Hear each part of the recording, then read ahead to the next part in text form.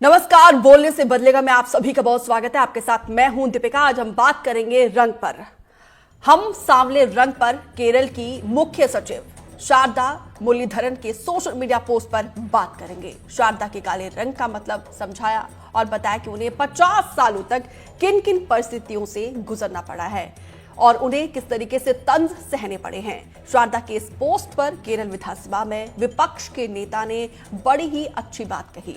आपके शब्द दिल को छू लेने वाले हैं। इस पर चर्चा भी होनी चाहिए। सवाल यह है कि हम दोहरी सोच के साथ आखिर क्यों चलते हैं। महिलाओं के बुद्धि, विवेक और उनके टैलेंट के ऊपर अक्सर उनके रंग और कथित सुंदरता को क्यों रखते हैं। आप कितने भी बड़े ओहदे पर हो क्यों ना हो, महिलाएं हैं तो उनके लुक्स पर ही अक्सर चर्चा क्यों होती है। ऐसे कई सवाल हैं जो शारदा की सोशल मीडिया पोस्ट के बाद से उठने लगे हैं। हम उन तमाम सवालों पर बातचीत करेंगे। आप भी हमें कॉल कर सकते हो। नंबर हमारे लगातार आपके टेलीविजन स्क्रीन पर फ्लैश हो रहे हैं। आप अपनी राय रख सकते हैं। हमारा नंबर एक बार मैं आपको बता दूं, 8178999182। इस पर आप कॉल करके अपनी राय भी रख सकते हैं। रंग भेद को लेकर इंदौर के लोगों की क्या राय, पहले ये आपको बताते हैं। हमारे सहयोगी तनुश्री देसाई ने इंदौर के लोगों से बातचीत की है, सुनिए। फिर इस पर एलीट मेहमानों का पैनल भी हमारे साथ जुड़ेगा, बातचीत भी करेंगे। केरल की मुख्य सचिव ने सांवले रंग के ऊपर एक पोस्ट किया जिसमें उन्होंने ये बताया कि किस तरीके से सांवला होने से उनको कई तकलीफों का सामना करना पड़ा। सांवले रंग और काले रंग के ऊपर अब इंदौर की महिलाएं क्या सोचती हैं, हम सीधे उनसे बातचीत करेंगे और जानेंगे। मैम, बात करें ग्लैमर वर्ल्ड की, तो क्या अभी भी ग्लैमर वर्ल्ड में सुंदर दिखना या आपकी स्किन में गोरापन रहना कितना मैटर करता है? सुंदर रहना बहुत मैटर करता है, लेकिन स्किन हेल्दी होना मैटर करता है rather than dark complexion. Any complexion is good. अच्छी स्किन, चाहे डार्क स्किन, जैसे Indian skin is a wheatish skin, तो हमें अपने स्किन पे प्राउड होना चाहिए, ना कि उस पर आपको कोई प्रॉब्लम होना चाहिए। मार्केटिंग में जो है दिखाया जाता है कि ये क्रीम अगर आप इतने दिन लगाएंगे तो आप फेयर हो जाएंगे, आप गोरे हो जाएंगे। कितनी की मार्केटिंग स्ट्रैटेजीज कितनी कारगर है और अभी भी क्या इंडियन स्किन टोन को कमतर माना गया है? नहीं, इंडियन स्किन टोन को कमतर नहीं माना गया। आज की जनरेशन तो बिल्कुल नहीं मानती कि इंडियन स्किन टोन कमतर है किसी भी तरह से। लेकिन हमारी जो स्किन, जितने प्रोडक्ट्स आते हैं वो आपकी स्किन को ब्यूटीफुल बनाने के लिए, चाहे आप डार्क हो चाहे आप फेयर। तो हमारे जो प्रोडक्ट्स के एडवर्टाइजमेंट्स हम देखते हैं टेलीविजन पे, रेडियोस पे जो हम सुनते हैं, वो ऐसा क्यों बोलते हैं कि आपको इतने दिन में फेयर बना लेंगे, और लोग उसको चाव से लेते भी हैं? नहीं, देखिए क्या होता है कि अभी जितनी आज की जो लेडी है वो जाती है बाहर, मोस्टली वर्किंग लेडीज़ होती है, तो उनकी स्किन क्या होती है कि due to sun, due to any other reason, pollution, उनके कारण क्या होता है स्किन डार्क हो जाती है। वो जो स्किन डार्क होती है वो फेयर एंड लवली या कोई भी इस टाइप की क्रीम होती है वो उसको क्लीन कर, and that is important. Ma'am, बात करें कॉम्प्लेक्शन की, स्किन कलर की, तो आपकी क्या राय है इंडियन स्किन टोन्स के लिए? क्योंकि हम ऐसे देश में रहते हैं जहाँ पर डार्क स्किन टोन्स भी है, फेयर स्किन टोन्स भी, तो आपकी क्या राय है? देखिए, आज की तारीख में तो फेयर कॉम्प्लेक्शन, डार्क कॉम्प्लेक्शन बिल्कुल मैटर नहीं करता है। आज की उस जनरेशन अपनी पर्सनालिटी, अपने टैलेंट पे चलता है। ये पहले के टाइम था कि गोरी लड़की चाहिए, ऐसा आज की तारीख में कुछ भी नहीं है। और ये जो आजकल के जो प्रोडक्ट्स हैं, ये आपकी स्किन को बेहतर बनाने के लिए होते हैं, ना कि फेयर करने के लिए। कुछ क्रीम्स होती हैं जो फेयर करने के लिए भी रहती हैं, लेकिन आज की तारीख में तो टैलेंट और पर्सनालिटी मैटर करती है। तो हमने देखा कि किस तरीके से अभी भी जो स्किन टोन है उसको कहीं ना कहीं कमतर माना जाता है, पर जो इंदौर में हमने बातचीत की महिलाओं से, उनका राय जाना, तो उनका यही कहना है कि अब पर्सनालिटी ज़्यादा मैटर करती है, आपका कॉन्फिडेंस ज़्यादा मैटर करता है, ना कि ये मैटर करता है कि आप कैसे दिख रहे हैं या आपका स्किन टोन क्या है, आप सांवले हैं, गोरे हैं या काले हैं। इस बारे में हमने इंदौर की महिलाओं से बातचीत की और उनका राय भी जाना।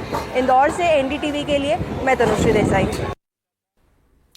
और इस पर बातचीत करने के लिए एलीट मेहमानों का पैनल हमारे साथ जुड़ चुका है। डॉक्टर सरिता सांके है और साथ ही स्नेहलता वास्तव, पूर्व सचिव भारत सरकार में रह चुकी हैं आप। विनीता सिंह मार्केटिंग एक्सपर्ट है। निधि देवान एक्ट्रेस है। आप सभी मेहमानों का हमारे साथ जुड़ने के लिए बहुत बहुत शुक्रिया। सबसे पहले डॉक्टर सरिता, आपके पास आते हुए ये बताइए जरा, किसका रंग कैसा होगा ये किसके ऊपर डिपेंड करता है? पेरेंट्स के ऊपर, वहां के एनवायरमेंट के ऊपर, मैरालाइन के ऊपर, या वहां के एरिया के ऊपर?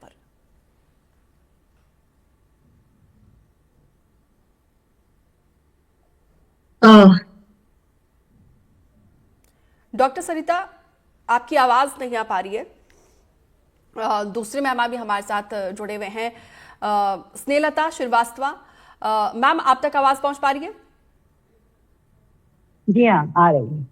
मैम आप तो उस पोजीशन पे काम करके आई हैं जहां से देश के लिए नीति कानून तय किए जाते हैं, जहां पे इंटेलेक्चुअल लोग होते हैं, वहां पर क्या रंग का वहां पे भी इस तरीके से दंश झेलना पड़ता है?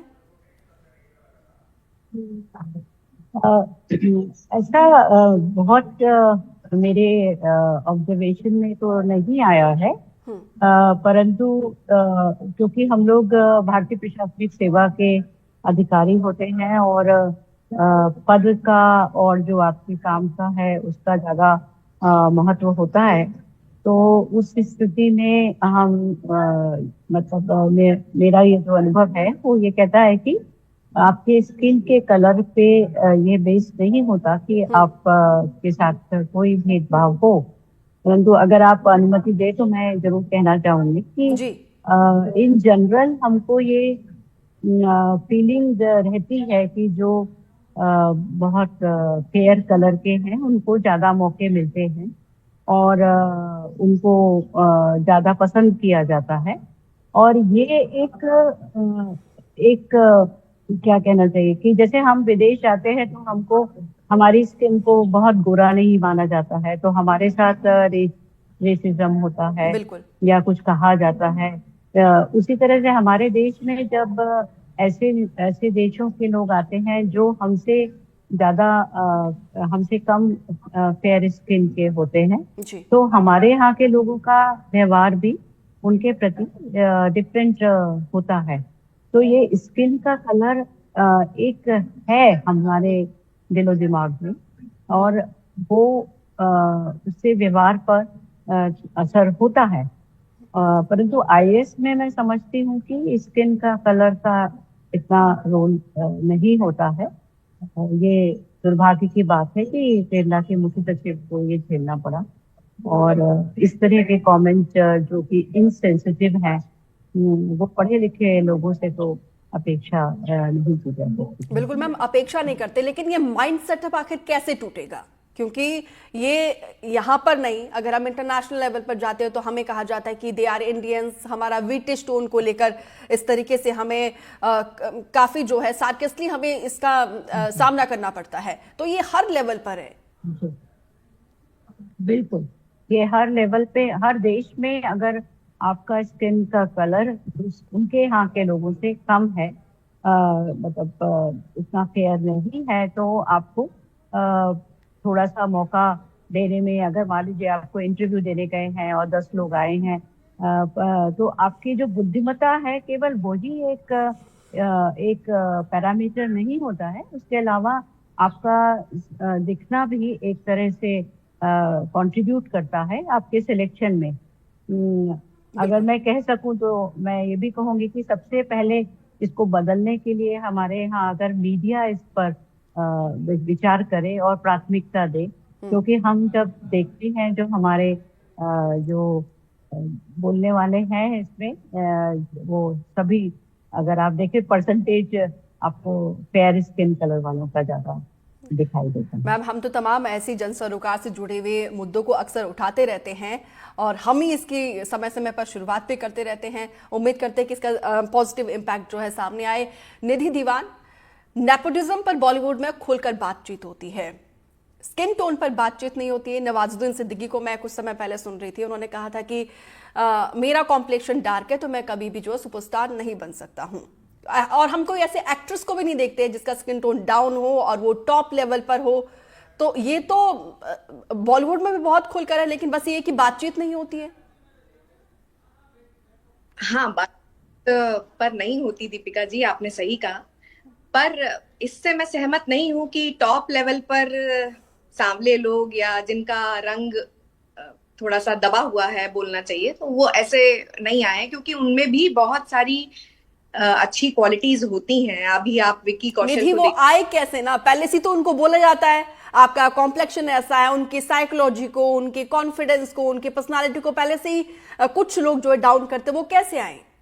बिल्कुल बिल्कुल डाउट बिल्कुल है, और ये दुखद है, दर्दनाक है कि हम बुद्धि का या टैलेंट का आकलन जो है रंग पर करते हैं। ये बिल्कुल नहीं होना चाहिए। बुद्धि का आकलन और टैलेंट का आकलन रंग पर करा ही नहीं जाना चाहिए, वरना कैसे सामने से आपका मतलब टैलेंट अच्छा खुल के सामने कैसे आएगा। हम सुनील शेट्टी को देख लें, अभी विक्की कौशल को देख लें, कोंकणा सेन को देख लें, अपने टैलेंट पे ही आगे आए हैं। इनका रंग से हम जब ये लोग परफॉर्मेंस देते हैं, हमारा तो दर्शकों का ध्यान नहीं जाता होगा कि इनका रंग कैसा है। इतने टैलेंटेड लोग हैं, लारा दत्ता हैं, काजल हैं, बनीता संधू जो हमारी मॉडल हैं, लीजा हेडन, धनुष, नहीं जाता ध्यान। हाँ, ये मैं मानती हूं कि प्रॉब्लम है, ये एक मैंने भी कई बार फेस करी है, पर बुद्धिमत्ता का ये कोई नापतोल नहीं होता कि हम रंग पर उसको मतभेद करें। बिल्कुल, ये बिल्कुल भी पैमाना नहीं होता है। विनीता सिंह जी, अक्सर हम देखते हैं जो एडवर्टीजमेंट होता है तो गोरा होने के लिए आप ये क्रीम लगाए, तो इसके पीछे तो देखिए ना कितना बड़ा मार्केट है और हम खुद इस चीज को बढ़ावा दे रहे हैं।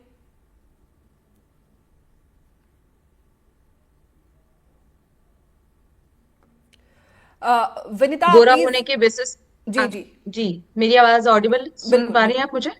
जी, प्लीज कंटिन्यू। ओके, तो जो आइडियली मार्केटिंग जो होती है, मार्केटिंग बेस यही है कि क्रीम के बेसिस पे और स्किन केयर प्रोडक्ट के बेसिस पे कि गोरा होने के लिए और स्किन को अच्छा बनाने के लिए। हालांकि अगर आप पिछले 5-7 साल में देखें तो ट्रेंड को चेंज किया गया, और यहाँ मैं एक ब्रांड का नाम भी लेना चाहूंगी, जैसे फेयर एंड लवली। पिछले 5-6 साल में उन्होंने अपने स्लोगन्स भी चेंज किए हैं। तो एक बहुत सिंपल सी वर्ड है जो हम हर इंडस्ट्री में यूज करते हैं हिंदी में, जो दिखता है वो बिकता है, राइट?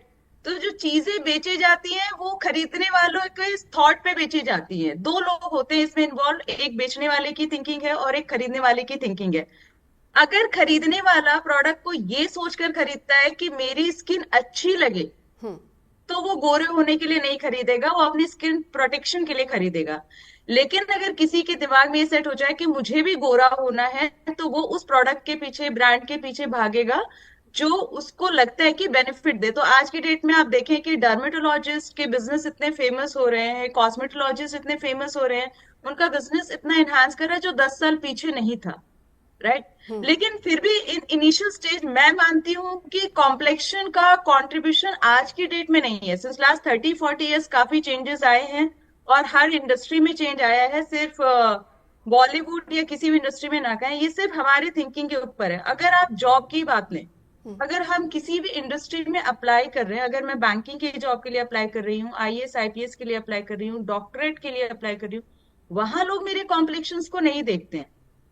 लेकिन अगर मैं मीडिया में जाती हूँ तो वहां पे लोग कॉम्प्लेक्शंस को देखते हैं। वहां शायद इसलिए देखते हैं लोग कॉम्प्लेक्शंस को क्योंकि उनका ये मानना है कि मुझे वहां सामने, लोगों के सामने खुद को प्रेजेंट करना है, तो मुझे अच्छा दिखना है। उस अच्छाई को हमने किससे कंपेयर किया? कॉम्प्लेक्शन से कंपेयर किया। कॉम्प्लेक्शन इज नथिंग बट एक प्रेजेंटेशन आपका कैसा है वो बहुत इंपॉर्टेंट होता है। अगर आप वहां पे एक फेयर कॉम्प्लेक्शन और एक डस्की कॉम्प्लेक्शन, 2 पर्सनालिटी को खड़े करते हैं, तो लोग उसकी तरफ ज्यादा अट्रैक्टिव नहीं होंगे जो देखने में फेयर हैं। वो सिर्फ 1 सेकेंड या 1 मिनट के लिए हो सकता है। लोग उसकी तरफ अट्रैक्टिव होंगे जिसका कम्युनिकेशन कैसा है, प्रेजेंटेशन कैसा है, नॉलेज कैसा है, ये चीजें उस पर डिपेंड करती है। लेकिन मार्केट में तो इसी चीज को कहा जाता है ना, ये नहीं लिखा जाता है कि आपके स्किन को अच्छा बनाने के लिए, ग्लो करने के लिए, स्मूथ रखने के लिए, अच्छा मेंटेन करने के लिए ये क्रीम हम लेकर आ रहे हैं, गोरा होने के लिए ये क्रीम लेकर आ रहे हैं। मार्केटिंग की स्ट्रैटेजी रहती है क्योंकि उनको उसके पीछे उनका बिजनेस दिखाई देता है। खैर, मैं लौटूंगी आपके पास। डॉक्टर सरिता, जिस तरीके से ये तो बहुत लंबे समय से चला आ रहा है कि ये गोरा है, इसका कॉम्प्लेक्शन डाउन है, तो उसके माइंडसेट पे क्या असर पड़ता होगा और पूरे लाइफ टाइम के लिए, और किसका कॉम्प्लेक्शन कैसा हो ये किसके ऊपर डिपेंड करता है? वहां के एनवायरमेंट पे, उनके पेरेंट्स पे, या फिर मेलानाइन पे, या फिर वहां के एरिया पर? जी दीपिका जी, सो कॉम्प्लेक्शन जो है हर बंदे का अलग अलग होता है, हर इंडिविजुअल का अलग कॉम्प्लेक्शन होता है, और ये जो कॉम्प्लेक्शन है वो डिसाइड करती है हमारी जेनेटिक्स, हमारे जीन्स, और उस बंदे में मेलानिन कंटेंट कितना है। मेलानिन जो है हमारे स्किन में एक सेल होता है मेलानोसाइट जिसके अंदर रहता है। अब मेलानिन कंटेंट जो है हर बंदे का अलग होता है, किसी का कम होता है, किसी का ज्यादा होता है। तो फेयर कॉम्प्लेक्शन वाले लोगों में मेलानिन कंटेंट कम होता है जिससे उनको फेयरनेस आती है, और जो व्हीटिश या डार्क कॉम्प्लेक्शन होते हैं उनकी मेलानिन कंटेंट थोड़ी सी है, जिसकी वजह से उनका जो कलर है थोड़ा सा व्हाइटिश डार्किश होता है। अब जो भी ट्रीटमेंट्स आती है मार्केट में वो ये क्लेम करती है कि हम इस मेलानिन कंटेंट को हम कम कर सकते हैं, जिससे कि आपका कॉम्प्लेक्शन बेटर हो सकता है या फेयर हो सकता है। इसके अलावा बहुत सारी फैक्टर्स होती है जो मैटर करती है, जैसे हमारा यूवी रेज, जैसे कि धूप में आना जाना। अगर किसी का काम बहुत ज्यादा आउटडोर एक्टिविटीज का है तो उनका डेफिनेटली ये है कि कॉम्प्लेक्शन डार्क हो सकता है। जेनेटिक्स से वो हो सकता है फेयर हो, पर अगर उन्होंने अपनी स्किन की प्रोटेक्शन नहीं की, अगर उन्होंने सनस्क्रीन नहीं लगाया, बहुत सारा उनका आउटडोर वर्क है, तो डेफिनेटली वो भी डार्क हो सकते हैं। तो आउटडोर हमारा एनवायरनमेंट हो गया, यूवी रेज हो गए, हमारी वर्क लाइफस्टाइल क्या है वो हो गया, और आजकल तो डाइट भी इतना मैटर करता है। डाइट के वजह से जो स्ट्रेस हो जाता है, हमारे वर्क प्रोफाइल के वजह से जो हो जाता है, उससे भी हमारे स्किन पे प्रभाव दिखता है। तो जी। ये सारी चीजें हैं जो कुल मिलाकर हमारी कॉम्प्लेक्शन डिसाइड करती है। बिल्कुल। स्नेहलता मैम, अगर आप मुझे सुन पा रही हैं तो जिस तरीके से आप एकदम की पोजीशन पर काम करके आई हैं, ठीक है, हम दोबारा से संपर्क करने की कोशिश करेंगे। निधि दीवान, किस तरीके से आपको भी जो है कॉम्प्लेक्शन को लेकर प्रॉब्लम फेस हुआ है बॉलीवुड में? कॉम्प्लेक्शन, एक बार दीपिका ऐसा हुआ था कि पिगमेंटेशन का फेज चल रहा था, बहुत पिगमेंटेशन होता है महिलाओं में। तो जब काफी पिगमेंटेशन मेरे फेस पे था, नेक पे था, तो ऑडिशंस लगातार रिजेक्ट हो रहे थे। तो वो मैंने देखा है कि उस समय मैं समझ में आया मुझे कि हाँ, कॉम्प्लेक्शन शायद फिल्म इंडस्ट्री में, चाहे बॉलीवुड और हॉलीवुड में, रूल करता है। उस समय एहसास तो हुआ था जी। लेकिन साथ ही साथ हेल्दी रखना त्वचा को, वो बहुत इंपॉर्टेंट है। अगर आप हेल्दी हैं, अगर आप टैलेंटेड हैं, आप अपने काम को जानते हैं, तो फिर ज्यादा परेशानी नहीं आती, फिर वो ओवरकम हो जाता है। लेकिन ये जो गोरेपन और सांवलेपन की जड़ें हैं, ये कहना चाहिए हमारे एजुकेशन सिस्टम में, हमारे पारिवारिक जो अंदर बिखरे हुए हैं उसमें बहुत है, वहीं से ही ये पनप रहा है। मतलब जड़ तो एजुकेशन सिस्टम और परिवार ही। बिल्कुल। विनीता सिंह, जैसे कि अब आप कह रही हैं कि अब मार्केटिंग में भी जो है एक नया गाइडलाइंस आया है। किसी समय में तो जो है एकदम खुलकर कहा जाता था कि गोरा होने के लिए ये क्रीम इस्तेमाल करें, लेकिन अब आप कह रही हैं कि अब स्ट्रैटेजी बदली है। अब क्या गाइडलाइंस है? मैम, नई गाइडलाइंस यही है कि आप कहीं से भी ये प्रमोट नहीं कर सकते हैं कि आप स्किन को फेयर करेंगे। और रीजन इसके पीछे सिर्फ यही है कि देखिए, स्किन जो होता है, स्किन टोन, जैसे अभी डॉक्टर सरिता जी ने बोला, स्किन टोन कंप्लीटली डिपेंड करता है। कुछ जेनेटिक होती है, कुछ आपका जो क्लाइमेट है जहां आप रहते हैं उसके हिसाब से। आप कई जगह ऐसे देखेंगे जब आपकी कॉम्प्लेक्शन बहुत फेयर है, लेकिन आप वहां जाते हैं तो क्लाइमेट के अकॉर्डिंग आपका कॉम्प्लेक्शन थोड़ा चेंज हो जाता है। और फिर आप वहां से आप वापस आने के बाद इट टेक्स टाइम, 2-4 महीने, 6 महीने, साल भर लगते हैं आपको वापस अपने कॉम्प्लेक्शन में आने में। तो और कुछ मेलानिन का भी कंट्रीब्यूशन है। तो ये सारी चीजें आपकी लाइफस्टाइल पे, आपके मेलानिन पे, कुछ जेनेटिक्स पे, सब पे डिपेंड करता है। तो उसको मेंटेन करना होता है।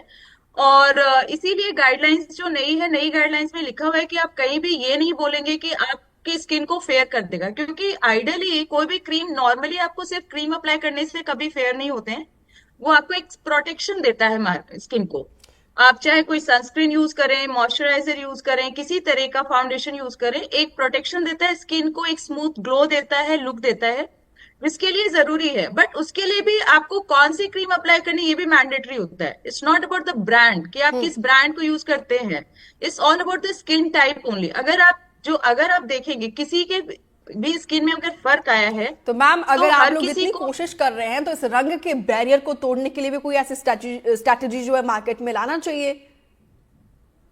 मैम देखिए, पहली बात तो एज एन इंडिविजुअल मैं ये बोलना चाहूंगी कि रंग का बैरियर मार्केट में, अगर पुराने टाइम में लोगों को इतनी नॉलेज नहीं थी, एजुकेशन लेवल इतना डेवलप नहीं था, तो लोग समझते नहीं थे कि कॉम्प्लेक्शन मैटर करता है या नहीं करता है। आज की डेट में पहली बात तो इसकी चीजें बहुत मिनिमाइज हो गई हैं। वनिता, ये बयान देखिए ना, किसी आम शख्स का ये बयान नहीं है, एक बड़े अधिकारी का बयान है जो जिसके आधार पर हम ये डिबेट कर रहे हैं। इन्होंने तो खुलकर बोला है। ऐसे ना जाने कितने लोग होंगे जो इसका दंश झेल रहे होंगे।